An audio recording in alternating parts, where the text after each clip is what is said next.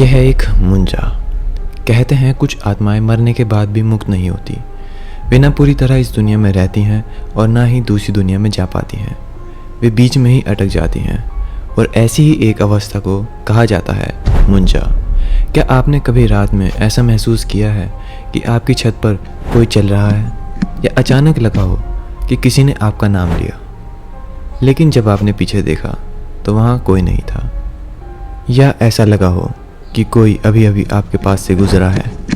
अगर आपके साथ ऐसा हुआ है तो शायद ये सिर्फ आपका भ्रम नहीं हो सकता, क्योंकि भारत के कुछ हिस्सों में लोग आज भी मानते हैं कि कुछ आत्माएं मरने के बाद भी पूरी तरह मुक्त नहीं होती, और उनमें से एक है मुंजा। आज हम जानेंगे मुंजा की असली लोक कथाएं, कैसे एक साधारण लड़का मौत के बाद एक रहस्यमयी आत्मा बन जाता है, क्यों महाराष्ट्र और कोंकण के गांव में आज भी लोग रात में पीपल के पेड़ के पास जाने से डरते हैं, और क्या सच में मुंजा सिर्फ एक कहानी है या इसके पीछे कुछ और भी छुपा है।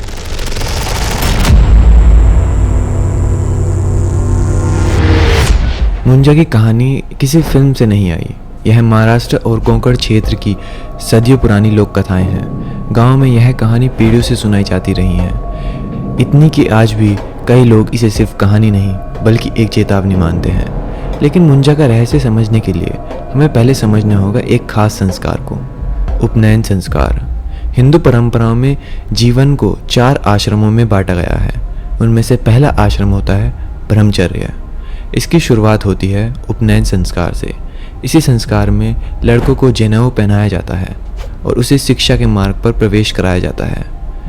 महाराष्ट्र में इस संस्कार को कभी कभी मुंज भी कहा जाता है, क्योंकि इस समय लड़के की कमर पे मुंज घास से बनी मेखला बांधी जाती है।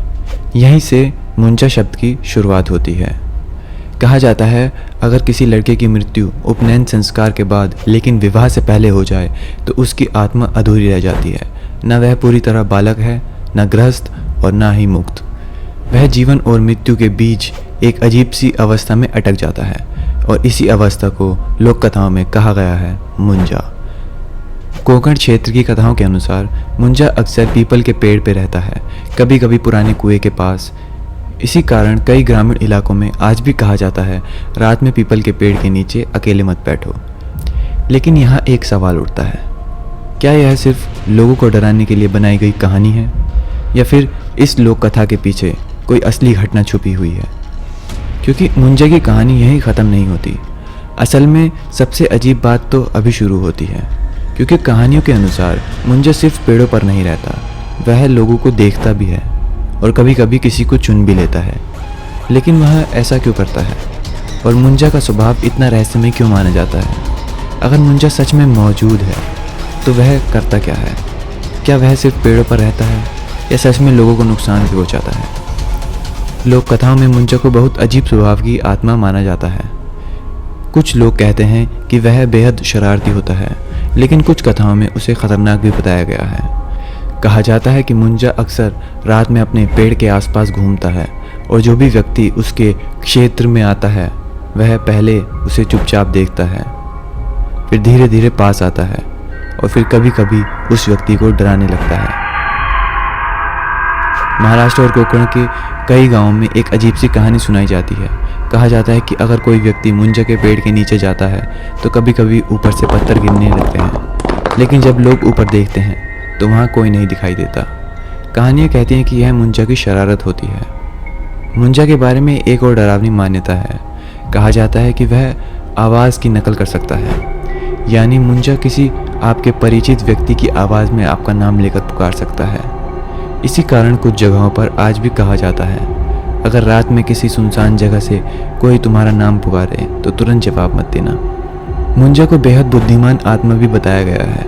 कहा जाता है कि वह कई भाषाएं समझ सकता है और कभी कभी लोगों को भ्रमित करने के लिए उनसे बातचीत भी कर सकता है। हालांकि इन बातों का कोई वैज्ञानिक प्रमाण नहीं है, लेकिन लोक कथाओं में यह बात बार बार सुनाई देती है कि हर मुंजा का एक क्षेत्र होता है। अक्सर वह खास पेड़ या जगह से जुड़ जाता है।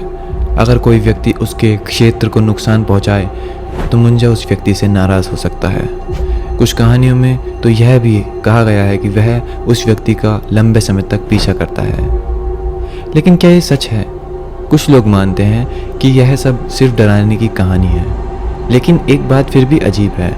महाराष्ट्र और कोकण के अलग अलग गांवों में लगभग एक जैसी कहानियां मिलती हैं। पत्थर गिराने की बातें, नाम लेकर पुकारने की बातें और पीपल के पेड़ों से जुड़ी चेतावनियां। क्या यह सिर्फ संयोग है या इसके पीछे कई और कारण हैं? क्योंकि मुंजा की कहानी सिर्फ डरावनी घटनाओं तक सीमित नहीं है। कोकण के कई पुराने गांवों में एक मान्यता सुनने को मिलती है। कहा जाता है कि अगर कोई मुंजा लोगों को बहुत परेशान करे तो गांव वाले किसी ओझा या तांत्रिक को बुलाते हैं। फिर वह तांत्रिक मंत्रों और कुछ विशेष विधियों की मदद से उस आत्मा को किसी पेड़ से या किसी जगह से बांध देता है, ताकि वह आत्मा उस क्षेत्र से बाहर ना जा सके। हालांकि इन बातों का कोई वैज्ञानिक प्रमाण नहीं है, लेकिन लोक कथाओं में एक ऐसी कहानी अक्सर सुनने को मिलती है। मराठी भाषा में एक दिलचस्प मुहावरा भी है, 12 पिंपल वरच्या मुंजा। इसका अर्थ होता है ऐसा व्यक्ति जो कभी एक जगह टिक कर नहीं रहता, जैसे वह एक पेड़ से दूसरे पेड़ पर भटक रहा हो। यह मुहावरा भी मुंजा की बेचैन आत्मा से ही जोड़ा माना जाता है। अब अगर इस कहानी को वैज्ञानिक दृष्टि से देखें तो एक रोचक तथ्य सामने आता है। पीपल के पेड़ दिन में ऑक्सीजन छोड़ते हैं, लेकिन रात में वे भी अन्य पेड़ की तरह कार्बन डाइऑक्साइड छोड़ते हैं। पुराने समय में लोगों को यह वैज्ञानिक कारण पता नहीं था, लेकिन उन्होंने देखा कि रात में पीपल के पेड़ के नीचे बैठने से घुटन या बेचैनी हो सकती है। इसीलिए लोगों को सावधान करने के लिए शायद ऐसी कहानियां बनाई गई हों, ताकि लोग रात में इन पेड़ों के नीचे बैठने से बचें। लेकिन कहानी यहाँ ख़त्म नहीं होती।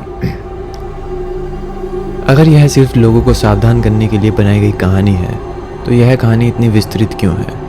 क्यों इसमें उपनयन संस्कार, अधूरी इच्छाएं और आत्माओं की मान्यता जुड़ी हुई है?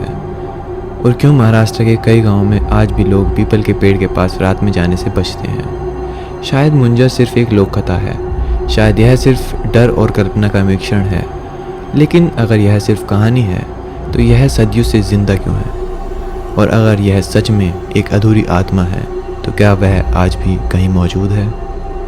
कुछ लोग इसे सिर्फ अंधविश्वास मानते हैं, कुछ लोग कहते हैं यह सिर्फ लोगों को सावधान रखने के लिए बनाई गई कहानी है, लेकिन कुछ लोग आज भी मानते हैं कि मुंजा वास्तव में एक अधूरी आत्मा है।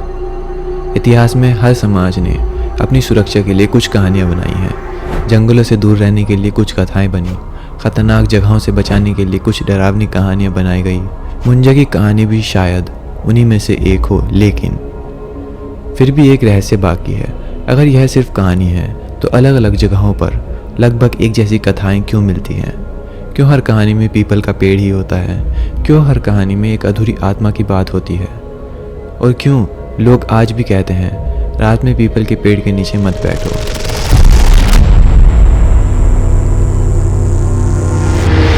कल्पना करो, रात है, सड़क सुनसान है, दूर एक पुराना पीपल का पेड़ खड़ा है। तुम उसके पास से गुजरते हो।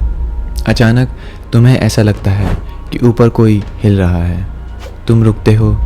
कुछ सेकंड तक सब शांत रहता है, फिर पीछे से कोई धीरे से तुम्हारा नाम लेता है। अब सवाल यह है, अगर ऐसा कभी आपके साथ हो तो क्या आप पीछे मुड़कर देखोगे या चुपचाप चलते रहोगे?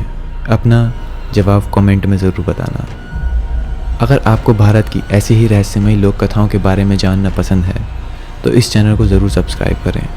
और अगर आपने मेरी शमशान वाली वीडियो अभी तक नहीं देखी, तो उसे भी ज़रूर देखें, क्योंकि कई लोक कथाओं में मुंजा की कहानी वहीं से शुरू होती है।